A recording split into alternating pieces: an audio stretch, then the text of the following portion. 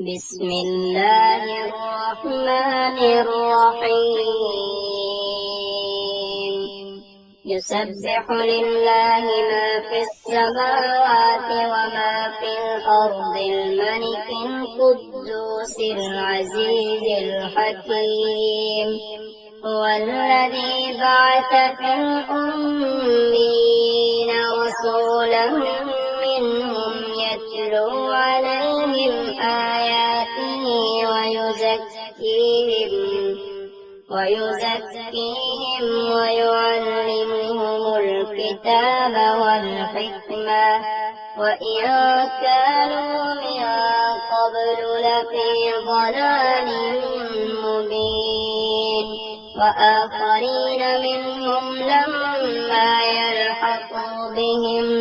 وهو العزيز الحكيم ذلك فضل الله يؤتيه من يشاء والله ذو الفضل العظيم مثل الذين حملوا التوراة ثم لم يحملوها كمثل الحمار يحمل أسفارا بئس مثل القوم الذين كذبوا بآيات الله والله لا يهدي القوم الظالمين قل يا أيها الذين هادوا إن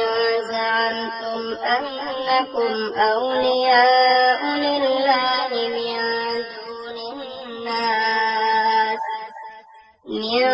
دون الناس فتمنوا الموت إن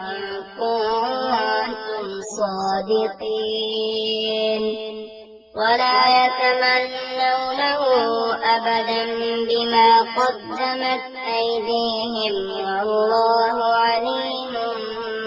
بالظالمين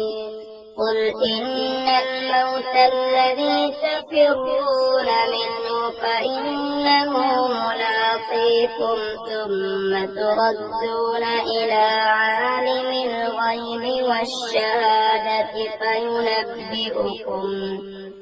فينبئكم بما كنتم تعملون يا أيها الذين آمنوا إذا نودي للصلاة من يوم الجمعة فاسعوا إلى ذكر الله وذروا البيع ذلكم خير لكم إن كنتم تعلمون فإذا قضيت الصلاة فانتشروا في الأرض وابتغوا من فضل الله واذكروا الله كثيرا لعلكم تفلحون وإذا رأوا تجارة أو لهوا انفضوا إليها وتركوك قائما قل ما عند الله خير من اللهو ومن التجارة والله خير الرازقين